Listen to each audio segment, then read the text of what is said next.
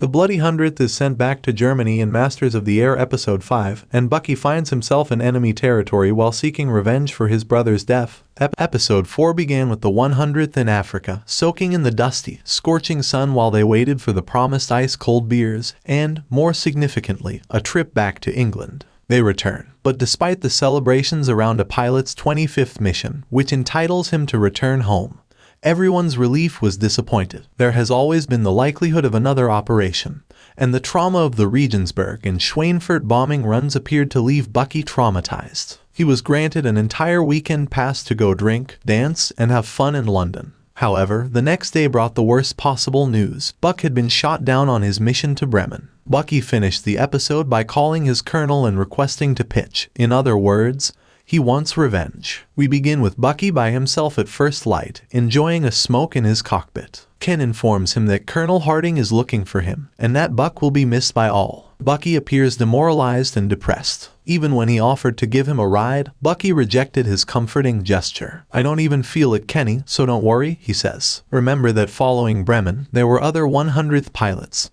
such as Harry Crosby and James Douglas, who were shot down, thought to be dead, or forced to battle for their lives as prisoners of war. They all mysteriously survived, except for Buck, whose fate we don't know yet. But I'm very sure that he survived and will return at some point. Bremen was the toughest mission of the war for me. It was the heaviest flak I'd ever experienced. A shell fragment the size of a football crashed through the nose of our fort, nearly decapitating me and Douglas. Our left wing caught fire and we lost all electrical power, but somehow Blakely got us back to England.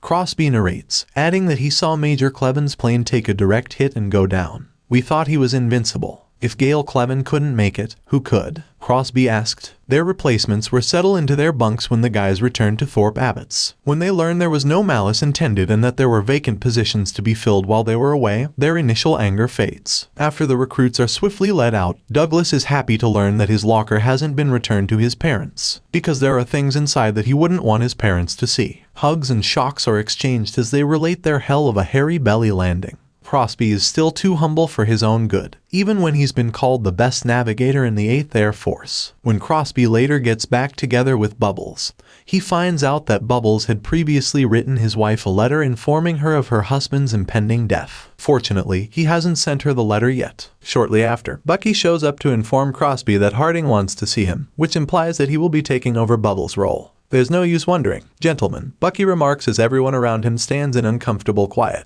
"You can all calculate why I returned early." The men's joyous return is abruptly cut short as they are immediately assigned to another task. Rosi and the other men are laughing uncontrollably at a movie somewhere else on the base.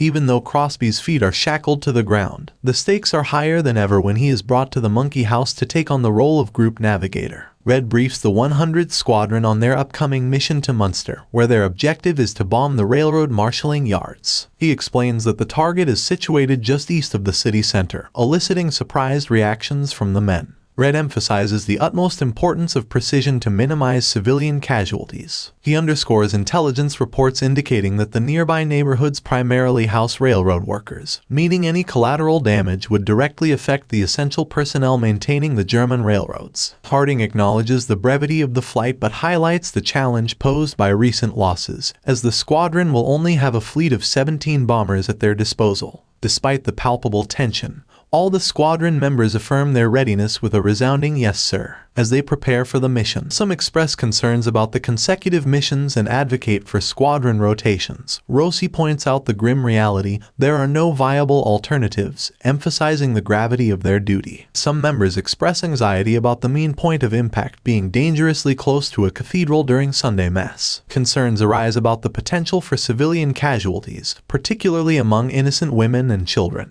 However, Bucky brushes off these worries, asserting that they are in the midst of war and their primary objective is to drop bombs. He adamantly believes that the only way to achieve victory is by hitting the enemy where it hurts the most, regardless of collateral damage. Bucky's hardened perspective resonates with others, who acknowledge the grim reality of war and how important it is to strike back forcefully. Cruikshank reinforces this sentiment by highlighting that the individuals they are targeting today are not the ones responsible for the loss of their comrades. This exchange underscores the harshness and moral complexities of warfare, where personal convictions clash with the demands of military duty. Realizing he's overstepped, Bucky understands how their tight bond can blur the lines of authority. "Are you flying today or not?" Bucky asks, his tone firm yet understanding. "Yeah," Cruikshank responds sheepishly, prompting Bucky to gently remind him, "Yes, sir." In this moment, the dynamics of friendship and hierarchy come into play, highlighting the complexities of their relationship. Bucky's correction serves as a subtle yet necessary reminder, maintaining the balance between friendship and respect within the squadron.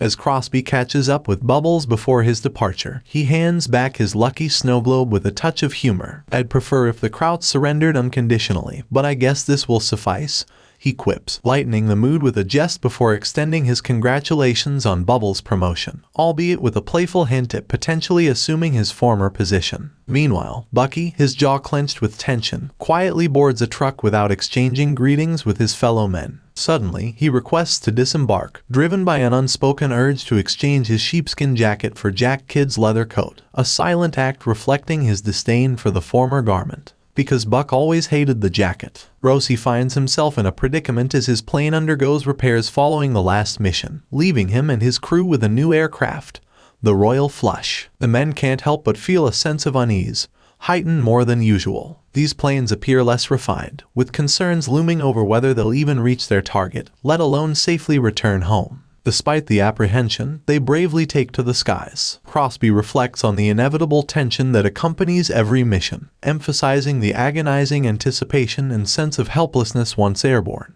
As he sits back at base, consumed by worry for his best friend's safety, Crosby contemplates the uncertainties of war and the profound sense of vulnerability that accompanies each mission. Ironically, it's not enemy gunfire or flak posing the immediate threat this time. Rather, it's the dismal state of the aircraft themselves. 4 planes are forced to abort the mission due to their unseaworthiness, dwindling the formation to a mere 13 bombers. Despite this setback, there's an unusual calmness as the men carry out their duties, preparing to engage their weapons. Amidst the tension, one soldier improvises a makeshift solution, relieving himself into a condom before discarding it into the sea. As the mission progresses, their fighter escorts deplete their fuel reserves and must return home, leaving the bombers vulnerable to the relentless barrage of flak. The once serene atmosphere quickly transforms into chaos as the fleet is whittled down to just 11 planes, with one harrowing moment capturing the graphic aftermath of a devastating explosion. Bucky's aircraft sustains critical damage amidst the onslaught of enemy fighters, plunging them into an increasingly dangerous situation as they struggle to navigate through the chaos of exploding flak and incoming bullets. In a desperate move, Bucky is compelled to command his men to salvo the bombs, render the bomb site useless, and initiate the bailout procedure before they even reach their intended target. Amidst the chaos, one of the crew members frantically attempts to secure his fallen comrade into a parachute,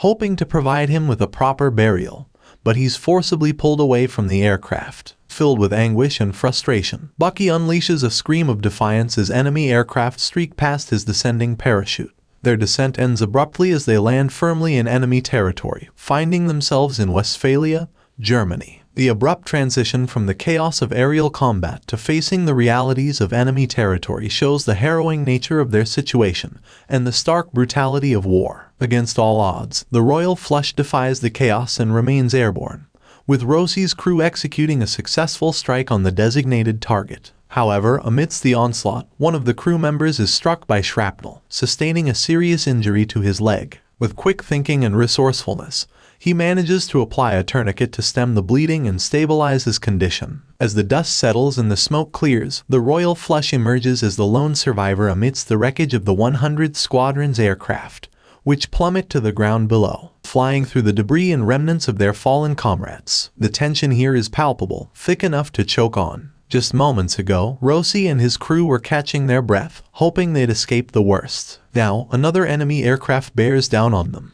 But Rosi, well, he's an artist up there. Watch him maneuver that bomber, transforming it into a dancer gracefully dodging bullets. You could almost imagine him making eye contact with the enemy pilot, both of them acknowledging the madness they're caught in. Back at the base, the atmosphere itself seems to hold its breath. Chick, Red, and Jack, their faces etched with worry, waiting for their comrades to return. Then, a plane descends, but it's not one of theirs. The pilot's voice crackles over the radio. He says none of them made it. The news hits like a blow to the gut. But then, a miracle. The battered royal flush limps back, carrying men who are more wounded than alive. Ken rushes to them, desperate for news, but Rosi, his voice strained, insists they wait. As they drive back, one of the crew members lets out a choked sob, never again. The interrogation is another kind of battle entirely. There are red probes for information about the missing planes, but it's like pulling teeth. No records, they keep repeating. Rosi tries to explain, his voice tight, "It was bad up there, sir. No time for logs." You can see Red understands, but he has a duty to fulfill. Meanwhile, Crosby learns of Bubbles' fate. His plane is gone. His belongings are just remnants of a life cut short. Then he finds a letter, with Bubbles' words pouring out like a confession.